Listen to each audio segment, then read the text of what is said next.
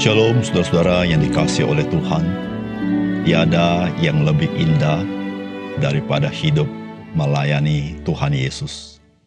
Sebab ketika kita melayani Tuhan Yesus dalam hidup kita, saudara, itulah nilai yang tertinggi yang dapat kita terima sebagai manusia atau orang-orang percaya. Bukan itu saja, hidup melayani Tuhan Yesus membuat kita melakukan segala sesuatu dengan sukacita dan dengan yang terbaik. Salam jumpa dalam program Tuhan adalah Gembalaku. Saudara, melayani Tuhan Yesus itu diejawantahkan dengan melayani sesama. Melayani sesama dimaksudkan adalah untuk menyalurkan berkat Tuhan, sehingga kita tidak melayani yang bertentangan dengan kebenaran dan kehendak Tuhan.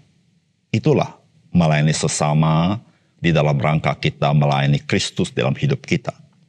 Namun kita harus menyadari bahwa kita melayani sesama di dalam konteks manusia yang memiliki budaya yang berbeda-beda.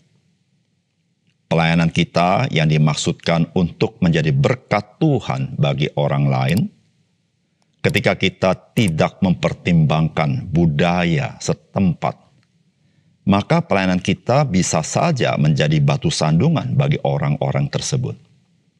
Oleh karena itu, kita yang melayani perlu sekali mengenal orang-orang yang kita layani, sehingga kita tidak keliru di dalam kita melayani.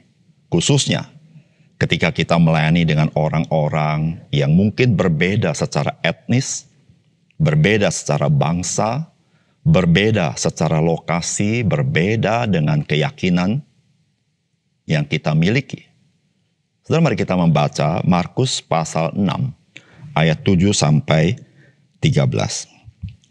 Ia memanggil ke-12 murid itu dan mengutus mereka berdua-dua. Ia memberi mereka kuasa atas roh-roh jahat dan berpesan kepada mereka supaya jangan membawa apa-apa dalam perjalanan mereka, kecuali tongkat, roti pun jangan, bekal pun jangan, uang dalam ikat pinggang pun jangan. Boleh memakai alas kaki tetapi jangan memakai dua baju. Katanya selanjutnya kepada mereka, kalau di suatu tempat kamu sudah diterima dalam suatu rumah, tinggallah di situ sampai kamu berangkat dari tempat itu. Dan kalau ada suatu tempat yang tidak mau menerima kamu, dan kalau mereka tidak mau mendengarkan kamu, keluarlah dari situ dan kebaskanlah debu yang di kakimu, sehingga sebagai peringatan bagi mereka. Lalu pergilah mereka memberitakan bahwa orang harus bertobat, dan mereka mengusir banyak setan dan mengoles banyak orang sakit dengan minyak dan menyembuhkan mereka.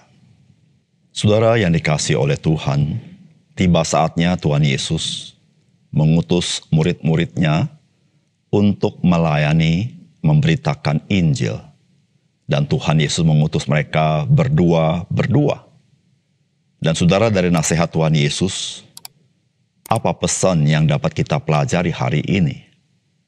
Yang pertama, melayani sesama itu harus dilakukan dengan mempertimbangkan konteks ladang pelayanan kita. Saudara, firman Tuhan berkata, ia memanggil ke-12 murid itu dan mengutus mereka berdua-dua. Ia memberi mereka kuasa atas roh-roh jahat dan berpesan kepada mereka supaya jangan membawa apa-apa dalam perjalanan mereka, kecuali tongkat, roti pun jangan, bekal pun jangan, uang dalam ikat pinggang pun jangan. Boleh memakai alas kaki tetapi jangan memakai dua baju. Katanya selanjutnya kepada mereka, kalau di suatu tempat kamu sudah diterima dalam suatu rumah, tinggallah di situ sampai kamu berangkat dari tempat itu.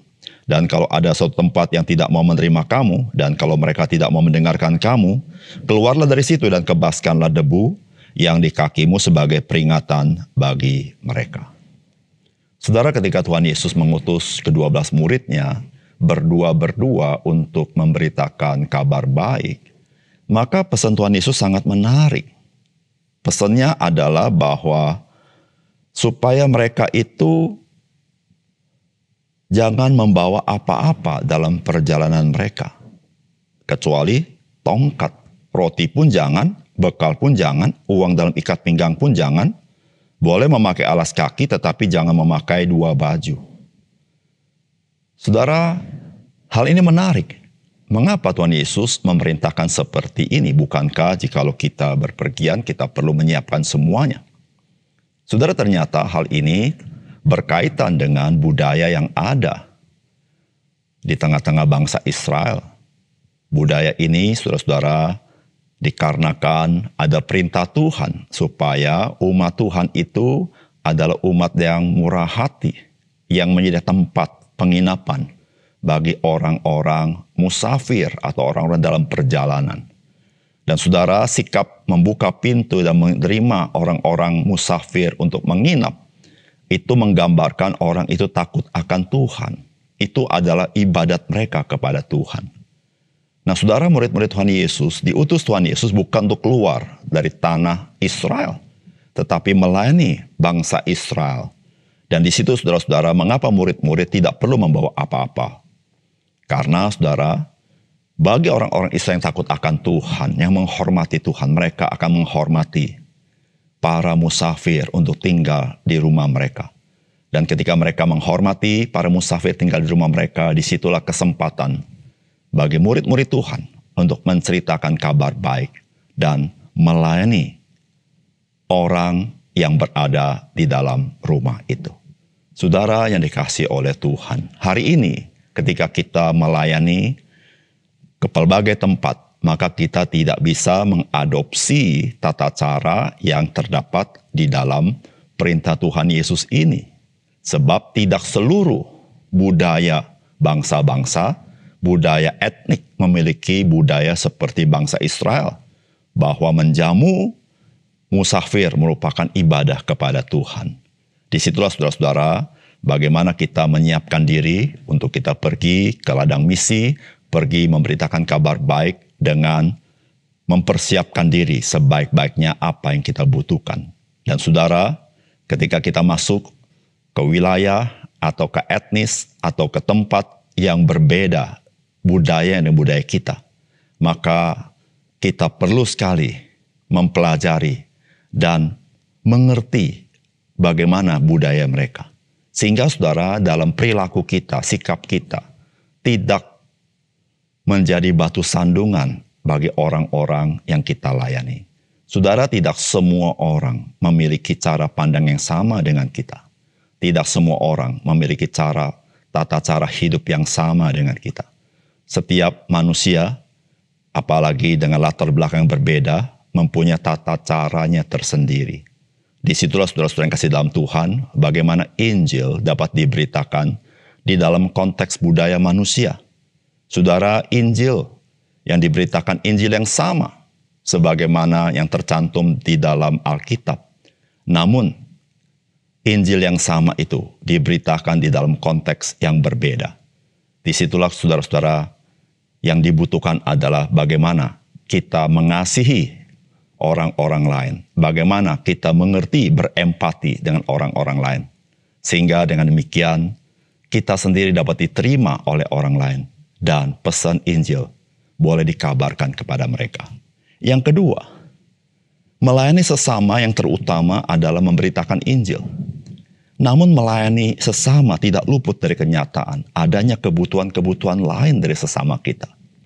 Saudara, firman Tuhan berkata, lalu pergilah mereka memberitakan bahwa orang harus bertobat. Dan mereka mengusir banyak setan dan mengoles banyak orang sakit dengan minyak dan menyembuhkan mereka.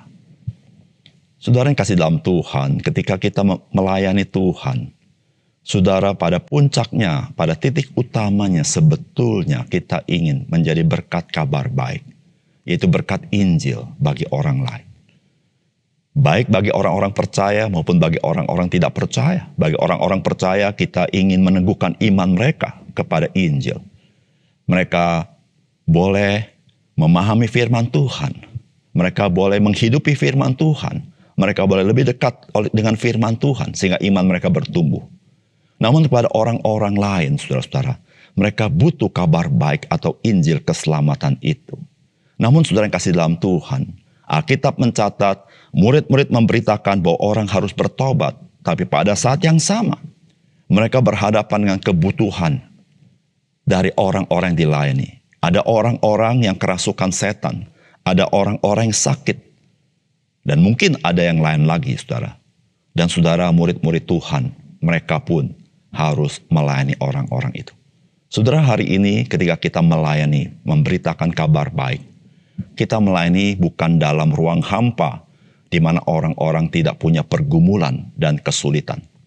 Saudara, sebagai orang yang melayani Tuhan, mari kita menjadi orang-orang yang dapat berempati dan bersimpati dengan pergumulan yang nyata sehari-hari dalam kehidupan orang-orang yang kita layani.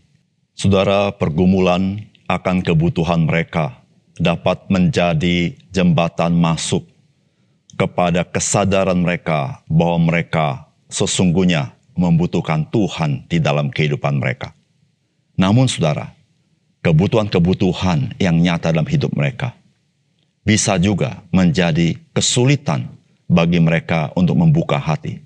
Saudara, disitulah saudara-saudara yang kasih dalam Tuhan, bagaimana kita sebagai orang percaya, kita menyatakan kepedulian kita, kasih kita, perhatian kita, sehingga menolong orang-orang di sekitar kita boleh membuka hati kepada pesan kabar baik, yaitu Injil keselamatan Yesus Kristus.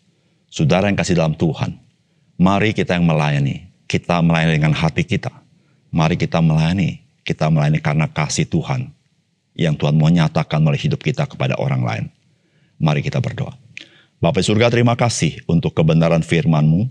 Biarlah Tuhan menolong kami ketika kami melayani, memberitakan kabar baik. Kami sungguh-sungguh menyadari kami melayani orang-orang dengan budaya berbeda-beda, sehingga kami perlu melayani mereka dengan hikmat dan pertolongan Tuhan. Tuhan, kami tahu juga melayani orang-orang untuk memberitakan Injil ada banyak kebutuhan. Oleh karena itu, Tuhan tolong berikan kami kepekaan dan juga empati, simpati bagi mereka, kepada saudara-saudara yang membutuhkan ini. Terima kasih Tuhan. Dalam nama Tuhan Yesus kami berdoa. Amin.